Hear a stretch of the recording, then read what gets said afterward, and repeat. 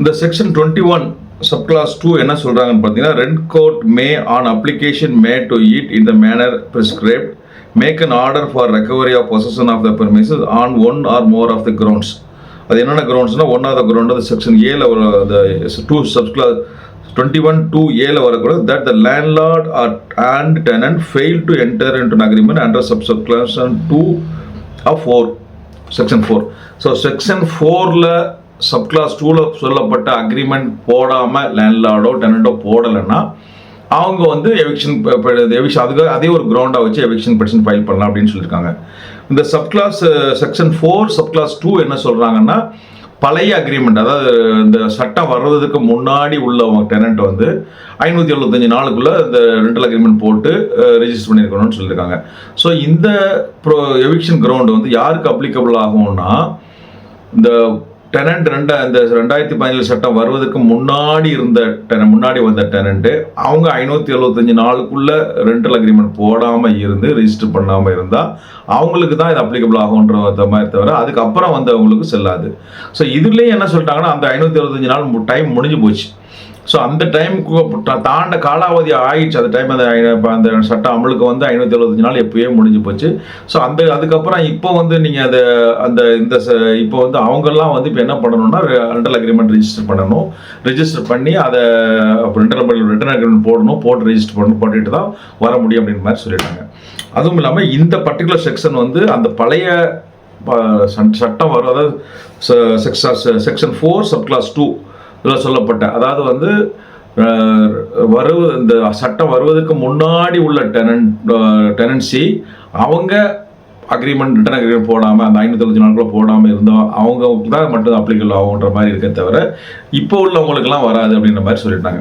So இப்போ இதனால் என்ன வருதுன்னா, இப்போ இனிமேல் வரக்கூடியதுங்கள ரெண்டல் அக்ரிமெண்ட் போட்டு ரெஜிஸ்ட்ரேஷன் பண்ணியிருந்தால் மட்டும்தான் இந்த ஆக்ட் படி உள்ளுக்குள்ளே வந்து நம்ம கேஸ் ஃபைல் பண்ண முடியுமே தவிர அது போடாதவங்க இந்த கேஸை இனிமேல் வந்து எவிக்ஷன் கேஸ் வந்து இப்போ ஃபைல் பண்ண முடியாது. அதாவது வந்து நியூ டெனன்சி ஆக்டோட ப்ரொவிஷனே யூஸ் பண்ண முடியாது, எவிக்ஷன் கேஸும் ஃபைல் பண்ண முடியாது.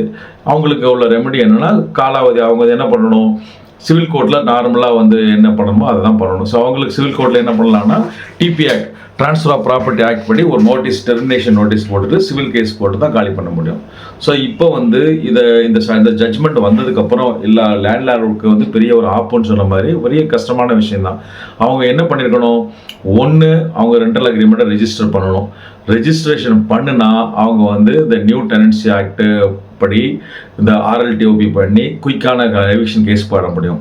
அப்படி இல்லாதவங்க என்ன பண்ணணும்னா, எவ்வளோ சீக்கிரம் அந்த ரெண்டல் அக்ரிமெண்ட் போட்டு அது ரெஜிஸ்ட்ரேஷன் பண்ணிடுறீங்களோ பண்ணிவிட்டு நீங்கள் அதுக்கப்புறம் நீங்கள் RLTOPயோ எவிக்ஷன் கேஸை போடலாம். இல்லை உங்களுக்கு அந்த மாதிரி டெனண்ட்டை வந்து உங்களுக்கு கோஆப்ரேட் பண்ண மாட்டுறாரு, அந்த ரெண்டல் அக்ரிமெண்ட் போட வரமாட்டுறாங்க அப்படின்னா உங்களுக்கு இருக்கிற ஒரே ரெமெடி என்னென்னா சிவில் ரெமெடி தான், சிவில் கோர்ட்டு தான் போகணும். சிவில் கோர்ட்டுக்கு போகிறதுக்கு நீங்கள் என்ன பண்ணணும்னா, ஒரு எவிக்ஷன் ஒரு டெர்மினேஷன் நோட்டீஸ் அனுப்பணும். அந்த டிபி ஆக்டில் சொன்னபடி டெர்மினேஷன் நோட்டீஸ் அனுப்பி அந்த டெர்மினேஷன் நோட்டீஸை பேஸாக வச்சு நீங்கள் வந்து எஜெக்ட்மெண்ட் சூட் ஃபார் எஜெக்ட்மெண்ட் மாதிரி சொல்லுவாங்க, அதை காலி பண்ணுறதுக்கான ஒரு சூட்டு சிவில் கோர்ட்டில் ஃபைல் பண்ணணும். அது மாதிரி ஒரு நிலைமை தான் இப்போதைக்கு உருவாயிருக்கு.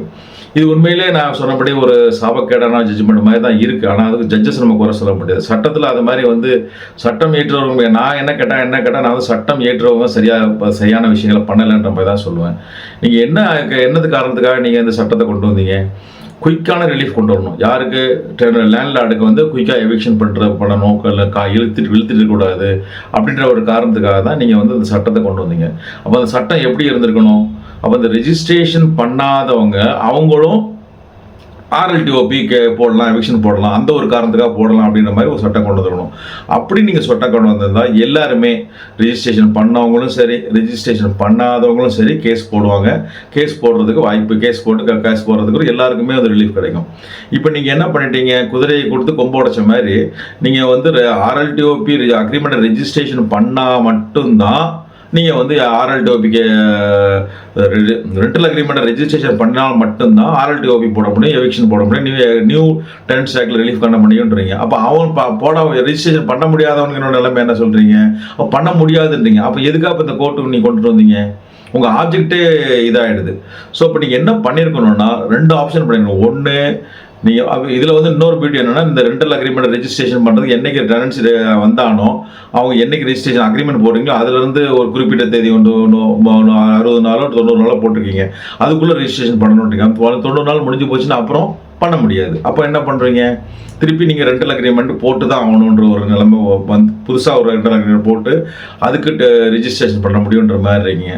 ஸோ அந்த மாதிரி சமயத்தில் இப்போ டெனண்ட்டை வந்து நான் அக்ரிமெண்ட்டை போட முடியாது, தர முடியாது அப்படின்னு சொன்னால் என்ன பண்ணுவீங்க? அப்போ அவங்களால ரெண்டல் அக்ரிமெண்ட்டும் போட முடியாது, ரெஜிஸ்ட்ரேஷனும் பண்ண முடியாது, அப்போ புது ஆக்டும் யூஸ் பண்ண முடியாது. அப்புறம் புது சட்டம் எதுக்காக கொண்டு வந்தீங்க? புதுசாக நீங்கள் வந்து ரெண்ட் கோர்ட்டுன்னு எதுக்கு கொண்டு வந்தீங்க? ரெண்டல் அத்தாரிட்டி என்ன கொண்டு வந்தீங்க? எதுக்காக குயிக்காக ரிலீஃப் கொடுக்கணும்னு கொண்டு வந்தீங்க? இப்போ பார்த்தீங்கன்னா இப்போவே வந்து பார்த்தீங்கன்னா ரெண்ட் கோர்ட்டில் உள்ள ஜட்ஜஸுக்கு வந்து வேலையே இல்லாமல் இருக்குது. ஏன் வேலையே இல்லைன்னா கேஸே இல்லை. ஏன் கேஸ் இல்லைன்னா ஏற்கனவே அந்த சம்மரி ப்ரொசீடிங் இருக்கிறதுனால சென்னை மாதிரி நகரங்களில் அவங்களுக்கு கேசஸ் வந்து குயிக்காக ரிலீஃப் ஆகிடும். ஒரு 2 வாய்தா 3 வாய்தா ஜட்ஜ்மெண்ட் கொடுத்துருவாங்க.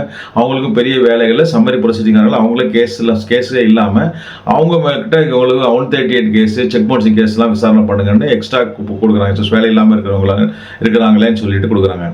இப்போ இந்த ஜட்ஜ்மெண்ட் வந்ததுனால என்ன ஆகும், சுத்தமாக கேஸே இல்லாமல் ஏற்படும். ஸோ அப்போ கோர்ட் இருக்குது, ஜட்ஜ் இருக்காங்க, அவங்களுக்கு வேலை இல்லை. உங்களோட ஆப்ஜெக்ட் வந்து என்ன ஆப்ஜெக்ட்? கேஸ் வந்து சட்டம் பாஸ் பண்ணுறது என்ன ஆப்ஜெக்ட்? லேண்ட்லார்டு குயிக்காக ரெவிஷன் பண்ணுறதுக்கு ப்ரொவிஷன் கொடுக்கணும்னு சொல்லி கொண்டு வர்றீங்க. பட் அவங்களுக்கு இந்த மாதிரி அவங்க ரெண்டல் அக்ரிமெண்ட் இல்லைன்னா கேஸே போட முடியாதுன்றீங்க. இப்போ ரெண்டல் அக்ரிமெண்ட் போட்டாலும் இத்தனை நாளுக்குள்ளே போடணுன்றீங்க. அப்போ சட்டத்தில் ஒரு பெரிய ஃப்ளா இருக்குது. இதை யார் சரி பண்ணணும்? இன்னைக்குள்ள சீஃப் மினிஸ்டர், இன்னைக்குள்ள கவர்மெண்ட் தான் இந்த சட்டத்தில் உள்ள சட்டத்தினால இப்படி ஒரு பாதகம். இப்போ சட்டத்தில் சரியில்லாத விஷயங்கள் இருக்கிறதுனால சட்டம் தீர்ப்பும் ஹைகோர்ட் ஜட்ஜ்மெண்ட் இது மாதிரி ஜட்ஜ்மெண்ட் கொடுத்ததுனால அந்த சட்டத்தை நீங்கள் வந்து சரி பண்ணி எந்த மாதிரி சட்டங்கள் கொண்டு வந்தால் கரெக்டாக இருக்கும், எல்லா மக்களுக்கும் சாதகமாக இருக்கும். உங்களோட ஆப்ஜெக்டே இப்போ டிஃபீட் ஆயிடுச்சு. ஸோ இன்றைக்குள்ள தமிழ்நாடு கவர்மெண்ட், தமிழ்நாடு அமைச்சரவை, தமிழ்நாடு லெஜிஸ்லேட்டிவ் அசம்பிளி தான் இதை மக்களுடைய நலனை கருத்தில் கொண்டு இப்போ இந்த ஜட்ஜ்மெண்ட்டுக்கு ஏற்பட்டதுனால இந்த சட்டத்தில் திருத்தங்கள் கொண்டு வரணும். என்ன மாதிரி திருத்தங்கள் கொண்டு வரணும் அப்படின்னு சொன்னால், இப்போ இந்த நீங்கள் உங்களோட ஆப்ஜெக்ட் என்ன, குயிக்கான ரிலீஃப் கொடுக்கணுன்றது. அப்போ ரிலீஃப் யாருக்கு கொடுக்கணும்? எல்லாருக்கும் தான் கொடுக்கணும். ரெண்டல் அக்ரிமெண்ட் போடுறவங்களுக்கும் கொடுக்கணும், ரெண்டல் அக்ரிமெண்ட் போடாதவங்களுக்கும் கொடுக்கணும். இல்லை அப்படி ரெண்டல் அக்ரிமெண்ட் போட்டவங்க மட்டும்தான் கொடுக்கணும்னா நீங்கள் ரெண்டல் அக்ரிமெண்ட்டை எப்போ வேணால் ரிஜிஸ்ட்ரேஷன் பண்ணிக்கலாம். ஏன் ஒரு குறிப்பிட்ட டைம் 30 நாளுக்குள்ள ரெஜிஸ்டர் பண்ணணும், 60 நாளுக்குள்ள ரெஜிஸ்டர் பண்ணணும்னு ஏன் கட்டாயத்தை ஏற்படுத்துறீங்க? எப்போ வேணால் டிலே பண்ணாலும் டிலேயாக உள்ளவங்களும் ரெஜிஸ்டர் பண்ணிக்கலாம். இப்போ நீங்கள் அக்ரிமெண்ட் முதல்ல போடலைன்னா கூட ரிஜிஸ்டர் பண்ணிக்கலான்ற மாதிரி கொடுக்கணும். ஸோ அப்போ தான் வந்து இந்த ரெண்டல் யாருக்கு ஒரு லேண்ட்லார்டுக்கோ உரிமையாளருக்கோ ஒரு ஒழுங்கான ஒரு முழுமையான உரிமை கிடைக்கும். ஸோ அதுவும் கூட பார்த்தீங்கன்னா சப்போஸ் அவங்க மறுக்கிறாங்கன்னு வச்சிங்களேன், ரெண்டல் அக்ரிமெண்ட் நான் போட மாட்டேன், நீ போட்டால் நீங்கள் RLDOP போட்டு ஈஸியாக காலி பண்ணிவிடு அப்படின்னு சொல்லி டெனண்ட் மறுக்கிறாங்கன்னா அப்போ அவங்கள இப்போ என்ன பண்ண முடியும்? அப்போ நீங்கள் அப்போ என்ன இன்டைரக்டாக என்ன பண்ணுறீங்க? இந்த சட்டம் என்ன பண்ணுது? இந்த லேண்ட்லார்டுடைய தயவில் தான், டெனண்டோட தயவில் தான் லேண்ட்லார்டெல்லாம் இருக்கணுன்ற மாதிரி நிலைமை ஏற்படுத்தியிருக்குது. உங்களோட ஆப்ஜெக்டே அப்படி கிடையாது. லேண்ட்லார்டோட ரைட்ஸை ப்ரொடெக்ட் பண்ணணும், லேண்ட்லார்டுடைய உரிமைகளை காக்கணும், குயிக்கான ரிலீஃப் கொடுக்கணும். அப்போ தான் ரியல் எஸ்டேட் மார்க்கெட் டெவலப் ஆகும், இந்தியா கவர்மெண்ட் டெவலப் ஆகும். தான் மாடல் கோடே கொண்டு வந்தீங்க. அந்த மாடல் கோடே தூக்கி சாப்பிட்ற மாதிரி இப்போ இந்த ஜட்ஜ்மெண்ட்லாம் வந்ததுக்கப்புறம் எல்லா மாற்றங்கள் வந்திருக்கு. அப்போ இந்த சட்டத்தில் உள்ள நுணுக்கங்களை, அதாவது பிள்ளைகளை தேவையான திருத்தங்களை மூலமாக சரி பண்ணி சட்டங்களை மாற்றி சரியான விஷயங்களை கொண்டுட்டு வர வேண்டியது இன்னைக்குள்ள கவர்மெண்டோட பொறுப்பு தான். இப்போ இந்த ஜட்ஜ்மெண்ட் இது மாதிரி ஜட்ஜ்மெண்ட் கொடுத்துட்டதுனால சுப்ரீம் கோர்ட் கூட போய் அங்கே போய் அந்த ஜட்ஜ்மெண்ட்டை மாற்றி கூட நீங்கள் கேட்கலாம். பட் அந்த கேட்டாலும் அந்த ஜட்ஜ்மெண்ட்டில் ரொம்ப தெளிவாக சொல்லியிருக்காங்க. சட்டம் என்ன சொல்லுது இப்படி சொல்லியிருக்கீங்க. நீங்களே சொல்கிறீங்க ரெஜிஸ்ட்ரேஷன் அக்ரிமெண்ட் போட்டால் அக்ரிமெண்ட் ரெஜிஸ்டர் பண்ணால் தான் உள்ளே வர முடியுன்றீங்க. அப்புறம் அப்போ அக்ரிமெண்ட் ரெஜிஸ்டர் பண்ணாதவங்களாம் கேஸ் போடுறீங்க. அப்போ அவங்களுக்கு நாங்கள் எப்படி ஏற்றுக்க முடியும்னு அவங்க கேட்குறாங்க. அப்போ நீங்கள் எங்கே மாற்றணும்னா சட்டத்தை தான் மாற்றணும். இந்த சட்டத்தில் சரியான மாற்றங்கள், அதாவது எதுக்காக நீங்கள் ஆப்ஜெக்ட், எந்த ஆப்ஜெக்ட்டுக்காக நீங்கள் சட்டத்தை கொண்டு வந்திருக்கீங்க? லேண்ட்லார்டுக்கு ஒரு ரிலீஃப் கொடுக்கணும், குயிக் ரிலீஃப் கொடுக்கணும். அப்போ எந்த மாதிரி லேண்ட்லார்டுக்கு ரிலீஃப் கொடுக்கணும்? எல்லாருக்கும் தானே கொடுக்கணும். அக்ரிமெண்ட் ரெஜிஸ்டர் பண்ணணும் மட்டும் நான் ரிலீஃப் கொடுப்பேன், இவனுக்குலாம் கொடுக்க மாட்டேன்னு சொன்னால் சரியா? இப்போ ஒரு ஸ்கூல் இருக்குது, ஸ்கூலில் வந்து நான் இந்த கிளாஸ் உள்ள பசங்களாம் ஸ்கூலில் சேர்ப்போம், இந்த கிளாஸ் உள்ள மட்டும் தான் நான் காலேஜுக்குள்ளே சேர்ப்போம், இந்த கிளாஸில் உள்ள பசங்களாம் ஹோட்டலுக்குள்ளே சேர்ப்போம் அப்படின்னு சொல்லிட்டு இந்த கிளாஸ் சேர்க்க மாட்டேன்னு சொன்னால் அது ஒரு நியாயமாக இருக்குமா? அது ஒரு டிஸ்கிரிபன்சியாக இருக்காதா? இப்போ வந்து அப்படி இருக்கும்போது நீங்கள் வந்து இந்த கோர்ட்டை அப்ரோச் பண்ணுற உரிமை எல்லாருக்கும் தான் கொடுக்கணும், எல்லா லேண்ட்லார்டுக்கும் தான் கொடுக்கணும். அக்ரிமெண்ட் ரெஜிஸ்டர் பண்ணவனுக்கும் கொடுக்கணும், அக்ரிமெண்ட் ரெஜிஸ்டர் பண்ணாதவங்களுக்கும் கொடுக்கணும். அப்போ தான் ஒரு நியாயமான இருக்கும். இப்போ வந்து அக்ரிமெண்ட் ரெஜிஸ்டர் பண்ணுறதுன்றது வந்து யார் கையில் இருக்குது? 2 பேரும் கையில். 2 பேரும் கோஆப்ரேட் பண்ணால் தான், லேண்ட்லார்டும் டெனண்ட்டும் கோஆப்ரேட் பண்ணால் தான் அந்த அக்ரிமெண்ட் ரெஜிஸ்ட்ரேஷன் பண்ண முடியும். இப்போ அக்ரிமெண்ட் ஒருத்தர் டெனண்ட் உள்ளே வந்துட்டு நான் அக்ரிமெண்ட் ரெஜிஸ்டர் பண்ணுறது கோஆப்ரேட் பண்ண மாட்டேன், கையெழுத்து போட மாட்டேன், நான் என்னோட அந்த ஃபார்மில் நான் கையெழுத்து போட்டு தர மாட்டேன், நான் ஆதார் தர மாட்டேன் அப்படின்னா அது ரெஜிஸ்ட்ரேஷன் பண்ண முடியாது. அப்போ என்ன வரைக்கும் இன்டெரக்டாக நீங்கள் வந்து இந்த ரெண்ட் கண்ட்ரோல் புது சட்டம்னு கொண்டுட்டு வந்து அது புதுசாக ஒரு அதோட ஆப்ஜெக்ட்டும் அந்த ஆப்ஜெக்ட் ஆஃப் அது வந்து டெனண்ட்டை குயிக்காக காலி பண்ணுறதுக்கு டெனண்ட் ரிலீஃப் கொடுக்கணுன்ற ஒரு இதையும் கொண்டுட்டு வந்து ஆனால் அது இல்லாமல் பண்ணிடுறீங்க. அப்போ என்ன இப்போ சட்டன்றது எதுக்கு இருக்குது? சட்டத்தில் நீங்கள் என்ன மாதிரி சட்டத்தை நீங்கள் ஃபாலோ பண்ணுறீங்க, என்ன மாதிரி சட்டத்தை நீங்கள் ஏற்றி வச்சுருக்கீங்க? ஒரு சட்டம் ஏற்றுறீங்கன்னா என்ன மாதிரி பண்ணணும்? எல்லாருக்கும் அது கரெக்டாக எல்லாருக்கும் பொருந்தணும், எல்லா சமயத்திலும் அது சரியான இருக்கணும், எல்லாருக்கும் தேவையான ரிலீஃபை கொடுக்கக்கூடியதாக இருக்கும். இப்போ இந்த சட்டம் பாருங்கள், ஒரு தவறான விஷயங்கள் ஒரு என்ன ஆப்ஜெக்டோ அந்த ஆப்ஜெக்டே இல்லாமல் பண்ணுது.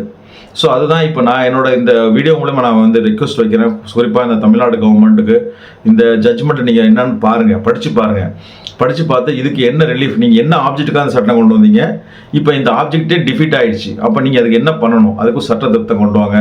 எல்லாருமே ரெண்டல் அக்ரிமெண்ட் போட்டவங்களும் போடாதவங்களும் ஆர்எல்டிஓபி போடலாம், எவிக்ஷன் கேஸ் போடலாம், ரெண்ட் கவுண்டர் கோர்ட் யூஸ் பண்ணிக்கலாம், இந்த புது சட்டத்தை பயன்படுத்திக்கலாம் அப்படின்னு போடுங்க. இல்லைன்னா அட்லீஸ்ட் குறைஞ்சபட்சம் இந்த நீங்கள் டைம் லிமிட் வச்சுருக்கீங்க இல்லையா, அது ரெண்டல் அக்ரிமெண்ட் ரெஜிஸ்ட்ரேஷன் இத்தனை நாளுக்குள்ளே பண்ணணுன்றது, அந்த டைம் லிமிட்டை எப்போ டைம் டிலே ஆனால் கூட டிலே ஃபைன் பண்ணி பேமெண்ட் பண்ணி போனால் ரெஜிஸ்டர் பண்ணிக்கலான்ற ஒரு ஆப்ஷன் கொடுங்க. அப்போது அதுவும் இல்லாமல் சப்போஸ் டெனண்ட் இன்னும் ஒத்துழைக்கல, நான் ரெண்டல் அக்ரிமெண்ட் போட மாட்டேன், ரெஜிஸ்ட்ரேஷன் பண்ண மாட்டேன், சப்போஸ் என்றைக்கோ ஒரு பழைய ரெண்டல் அக்ரிமெண்ட் போட்டிருப்பாங்க, அது முடிஞ்சிருக்கும், காலாவதியாக இருக்கும், இப்போ வந்து இருக்கிற டெனண்ட் வந்து நான் பண்ண முடியாது, ரெஜிஸ்ட்ரேஷன் பண்ண முடியாது, எக்ஸ்டெண்ட் பண்ண மாட்டேன், நான் புதுசாக ரெண்டல் அக்ரிமெண்ட் போட மாட்டேன் அப்படின்னா நீங்கள் என்ன பண்ணுவீங்க? காலி பண்ண முடியாது, சிவில் கோர்ட்டு தான் போகணும். அப்போ நீங்கள் இந்த ஆக்ட் கொண்டு வந்துட தேவையே இல்லையே, எதுக்கு இந்த ஆக்டை கொண்டு வந்தீங்க? ஸோ அதனால் நீங்கள் வந்து இன்றைக்குள்ள கவர்மெண்ட்டு கண்டிப்பாக இதை பொறுப்பெடுத்து இந்த சட்டத்தின இந்த ஜட்ஜ்மெண்ட்டில் என்ன சொல்லியிருக்காங்க, இதனால் மக்களுக்கு என்ன பாதிப்பாயிருக்கு, லேண்ட்லார்டுக்கு என்ன பாதிப்பாயிருக்கு, இதனால் சமூகத்தில் என்ன பிரச்சனை வந்திருக்கு, அதெல்லாம் அலசி ஆராய்ஞ்சு கண்டிப்பாக ஒரு மாற்றத்தை கொண்டு வருவாங்க, நம்பிக்கையோடு கொண்டு வரணுன்ற ஒரு இதோட இந்த வீடியோ போடுறேன். மக்களே, இதை பார்க்குற எல்லாருமே இதை உங்களுடைய கருத்து என்னன்னு சொல்லுங்கள். இது என்னோட கருத்தை நான் பதிவு பண்ணுறேன். இன்றைக்கி இந்த கவர்மெண்ட் இதை பொறுப்பெடுத்து இதுக்கு இந்த சட்டம் புதுசாக சட்ட திருத்தம் கொண்டு வந்து இந்த சட்டத்தினால இப்போ இந்த ஜட்ஜ்மெண்ட்னால் வரக்கூடிய பாதிப்பை இல்லாமல் ஆக்கணும். எல்லாருக்குமே இந்த கோர்ட்டை அப்ரோச் பண்ணுற மாதிரி ஒரு நிலைமை கொண்டுட்டு வரணும். எல்லாருக்குமே அந்த நியூ டெனண்ட் ஆக்டில் எவிக்ஷன் கேஸ் ஃபைல் பண்ணலாம், அவங்களுக்குள்ள நியூ டெனண்ட் கோர்ட்டோடைய உரிமையை பயன்படுத்தி கொள்ளலாம், சட்டத்தினுடைய பலன்களை பயன்படுத்திக்கலான்ற ஒரு நிலைமை வரணும். அப்போ தான் ஒரு நியாயமான சட்டமாக இருக்கும், அது நியாயமான முடிவாகவும் இருக்கும். அது இல்லாமல் அக்ரிமெண்ட் பண்ணவங்க மட்டும்தான் பண்ண முடியும், அக்ரிமெண்ட் ரெஜிஸ்டர் பண்ணாதவங்க பண்ண முடியாது அப்படின்னு சொன்னால் அது வந்து it is not fair, it is not எத்திக்கல்ன்ற மாதிரி தான் நான் ஃபீல் பண்ணுறேன். உங்களுடைய கருத்துக்கள் என்னன்றதை சொல்லுங்கள். கண்டிப்பாக மக்களே, உங்களோட கருத்துக்களை கண்டிப்பாக ரெஜிஸ்ட்ரேஷன் பண்ணுங்கள். முடிஞ்சால் அந்த கவர்மெண்ட்டுக்கு ஃபார்வர்ட் பண்ணுங்கள். குறிப்பாக நம்ம இன்றைய கவர்மெண்ட் தமிழ்நாடு கவர்மெண்ட்டோட ministers, MLAs, MPs, chief ministers மற்ற எல்லாருக்குமே அதை ஃபார்வர்ட் பண்ணுங்கள். உங்களுடைய கருத்தோடு ஃபாலோ பண்ணுங்கள். கண்டிப்பாக இந்த சட்டத்தை ஒரு சட்ட திருத்தம் மூலமாக தான் இந்த பிரச்சனைக்கு ஒரு நல்ல முடிவு கொண்டு வர முடியும். என்னோடய கருத்தை பதிவு பண்ணுறேன். உங்களோட கருத்தை என்னன்றதை சொல்லுங்கள். நன்றி, வணக்கம். அன்புடன் ரசியா கலி.